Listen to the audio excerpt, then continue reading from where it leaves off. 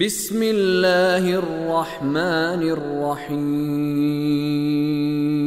وجوه يومئذ ناعمة لسعيها راضية في جنة عالية لا تسمع فيها لاغية فيها عين جارية فيها سرر مرفوعة وأكواب موضوعة ونمارق مصفوفة وزرابي مبثوثة أفلا ينظرون إلى الإبل كيف خلقت وإلى السماء كيف رفعت وإلى الجبال كيف نصبت وإلى الأرض كيف سطحت فذكر إنما أنت مذكر لست عليهم بمسيطر إلا من تولى وكفر فيعذبه الله العذاب الأكبر إن إلينا إيابهم ثم إن علينا حسابهم۔ اور جن کی زندگیوں میں یہ نصاب شامل ہو گیا، یہ قرآن، دین اسلام، جنہوں نے حقیقت میں اس کو سمجھا، ان کا نتیجہ کیا نکلے گا؟ آیت نمبر 8، وجوہ یومئذ ناعمہ، کچھ چہرے اس دن ناعمہ نعمتوں والے ہوں گے، یعنی نعمتوں سے نعمتیں ملنے کے نتیجے میں وہ نعمتوں کا اثر، جیسے سورہ مطففین میں گزر چکا کہ تعرف فی وجوہہم نضرۃ النعیم، کہ تو ان کے چہروں میں پہچانے گا، محسوس کرے گا نعمتوں کی شادابی۔ یہ بھی تھوڑے سے الفاظ کی تبدیلی کے ساتھ وہی بات ہے۔ اس دن، یعنی جس دن قیامت آئے گی، کچھ چہرے شاداب ہوں گے، کھلے ہوئے ہوں گے۔ کیوں؟ آیت نمبر 9، لِسَعْيِهَا رَاضِيَةٌ، اپنی کوششوں پر جو انہوں نے دنیا میں کی تھی، راضیہ، راضی ہوں گے۔ دنیا میں جو انہوں نے کوششیں کی تھی، جو صبر کیے، جو کچھ برداشت کیا، سچ بولتے رہے، حلال پر اکتفا اور قناعت کرتے رہے، خود بھی نیکیاں کرتے رہے، دوسروں کو بھی نیکیوں کی طرف ترغیب دلاتے رہے، اولادوں کی بھی اچھی تربیت کی، لِسَعْيِهَا رَاضِيَةٌ، تصور کیجئے اپنی دنیا میں کی ہوئی کوششوں پر راضیہ، راضی ہوں گے وہ چہرے، خوش ہوں گے۔ کہاں ہوں گے؟ آیت نمبر 10، فی جنت عالیہ، ایک ایسی جنت میں جو بڑی عالی ہے، جو بڑی اعلیٰ ہے اپنی ہر نعمت کے اعتبار سے۔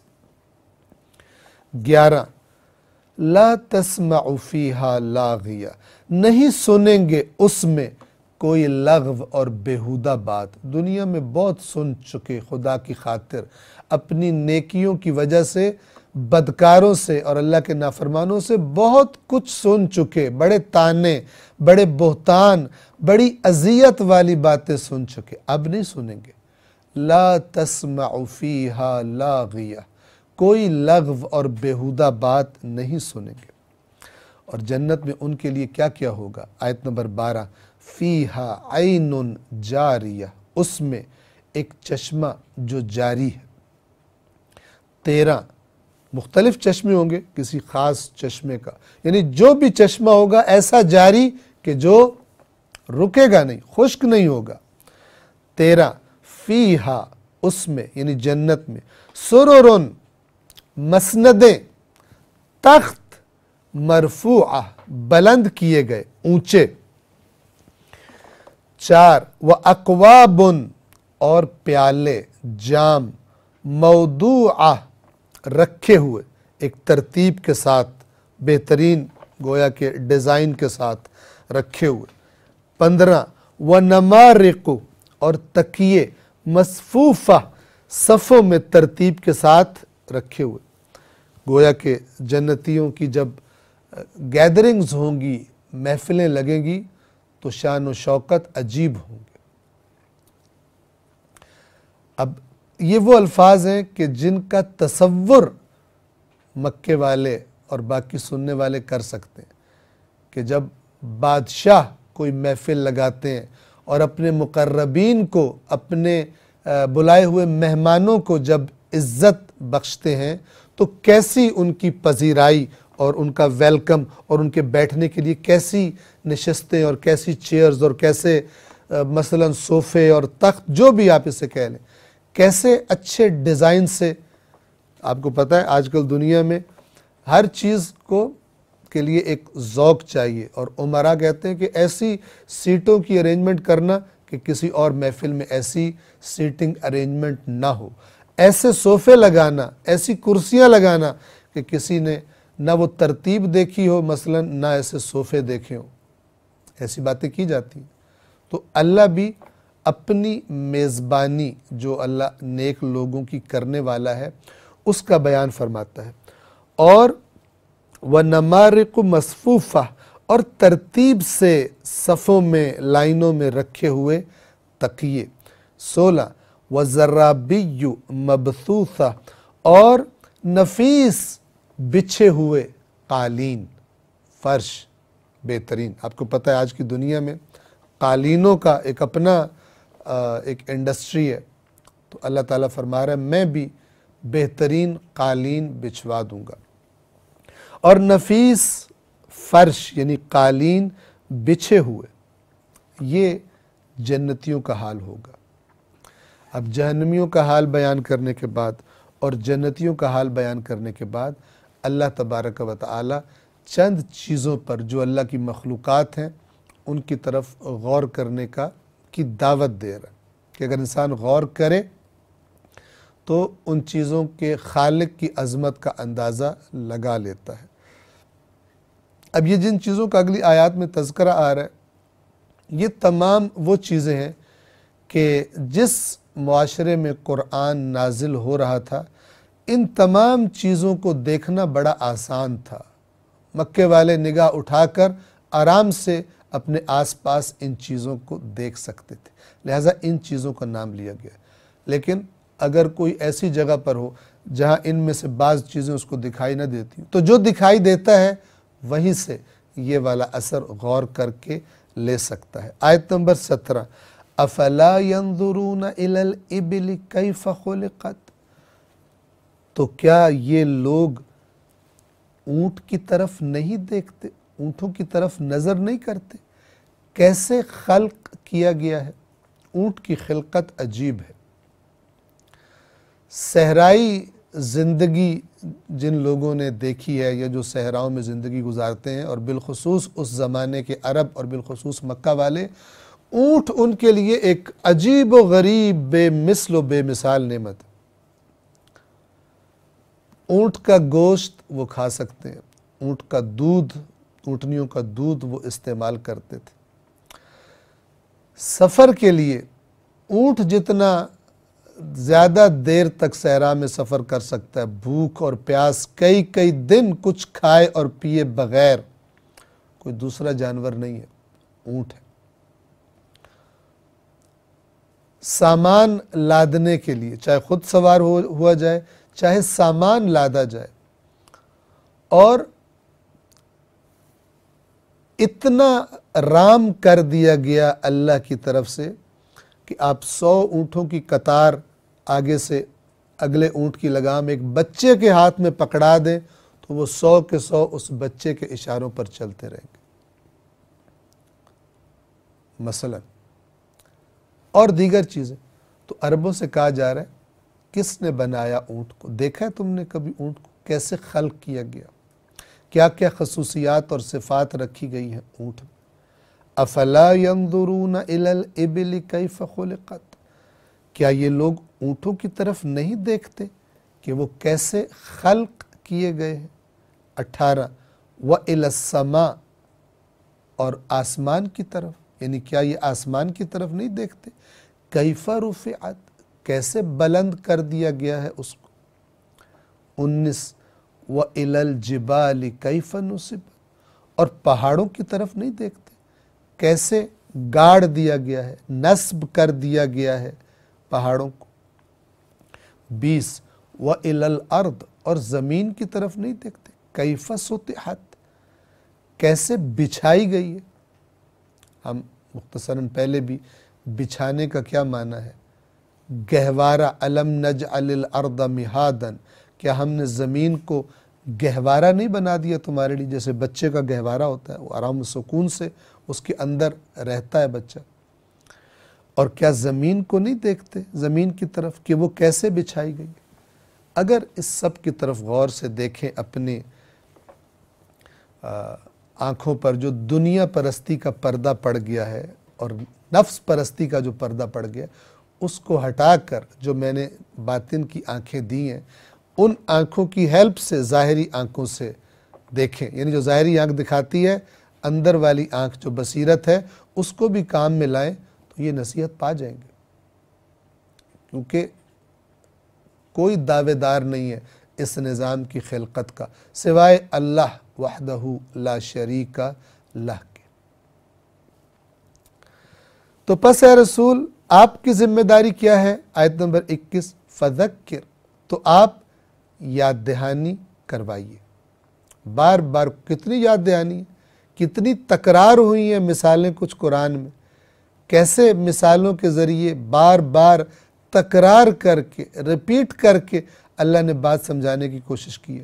اور اللہ کے رسول نے اللہ کے کلام کو صاف صاف انسانوں تک پہنچایا ہے. یہاں پہ وہی حکم دیا جا رہا ہے، فذکر، تو آپ نصیحت کرتے رہیں.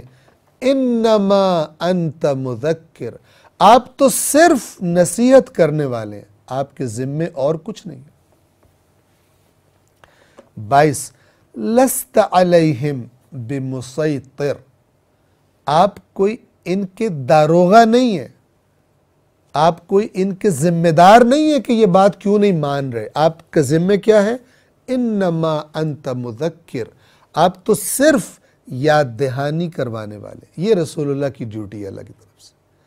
کوئی مانے کوئی نہ مانے، اس کا رسول اللہ سے سوال نہیں کیا جائے گا. لستا، تو نہیں ہے، یعنی اے رسول آپ نہیں ہیں، علیہم، ان پر، بمسیطر. مسیطر کہتے ہیں جو مسلط ہو، زبردستی کوئی کام کرانے والا، نگہبان، داروغہ. آپ نہیں ہیں، آپ صرف پہنچانے والے. 23، نصیحتیں مان لیں گے، یعنی جو آپ نصیحت کریں گے اس کو لوگ سنیں گے سوائے ایک خاص طبقے کے. کون نہیں سنے گا؟ الا، سوائے، من تولا، اس کے جو منہ موڑے. حق سے منہ موڑتا ہے کیونکہ باطل کا عاشق ہے، باطل کی عادت، عادی ہے، ایڈکٹ ہے گناہ کا، حرام لذت کا. وہ منہ پھیرے، اس کو مزہ ہی نہیں آئے گا ان باتوں کو سننے کا، سوائے اس کے جو من تولا، جو منہ موڑے، وکفر، اور کفر اختیار کرے. نصیحت کی جائے نہ مانے، کہ میں نے نہیں ماننی، جان بوجھ کر نہ ماننے والا. اس کا انجام کیا ہوگا؟ آیت نمبر 24، فَيُعَذِّبُهُ اللَّهُ الْعَذَابَ الْأَكْبَرَ، تو عذاب دے گا اس کو اللہ. کون سا عذاب؟ سب سے بڑا عذاب، العذاب الاکبر. کیوں کہا جا رہا ہے؟ اس لیے کہ دنیا کے سخت سے سخت تکلیف کا بھی اگر تصور کر لیا جائے، جہنم کا عذاب دنیا کی ہر تکلیف اور اذیت اور عذاب اور سزا سے بڑا ہے. تو اللہ اسے بڑے، سب سے بڑے عذاب میں مبتلا کرے گا.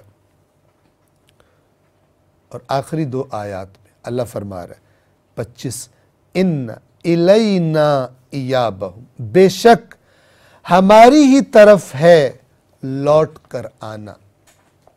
ہماری طرف ہے یعنی اللہ ہی کی طرف سے. یہاں پر بھی ہم عرض کر دیں کہ یہ پھر جو بعض لوگ ہم کے لفظ سے اس کے تشابہ سے خرابی کرنے کی کوشش کرتے ہیں، غلو کرنے کی کوشش کرتے ہیں، قرآن کی دیگر آیات کو وہ پی جاتے ہیں جہاں پر اللہ نے وضاحت سے کہا ہوا کہ یہ کام صرف میرا ہے.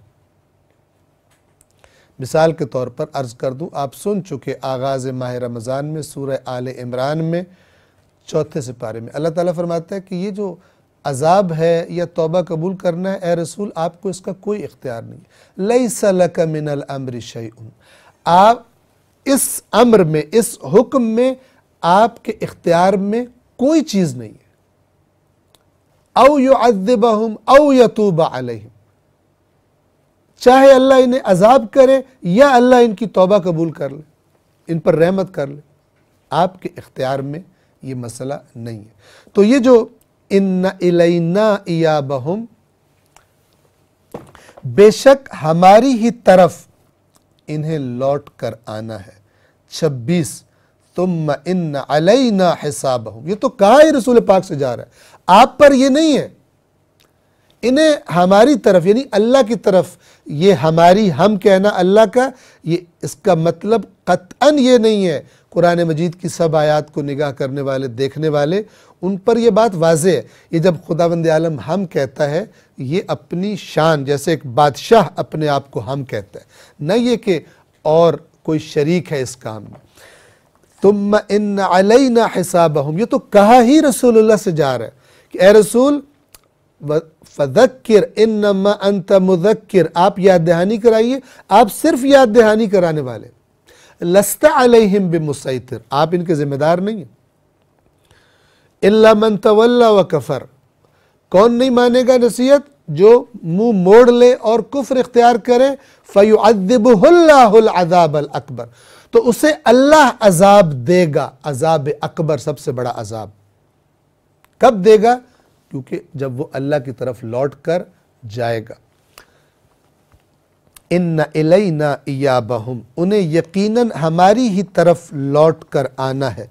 ثم ان علینا حسابہم، پھر ان کا حساب لینا بھی یقیناً ہمارے ہی ذمے ہے۔ اللہ اپنے رسول کو یہ بتا رہا ہے۔ سورۃ الغاشیہ یہاں پر تمام ہوتی ہے۔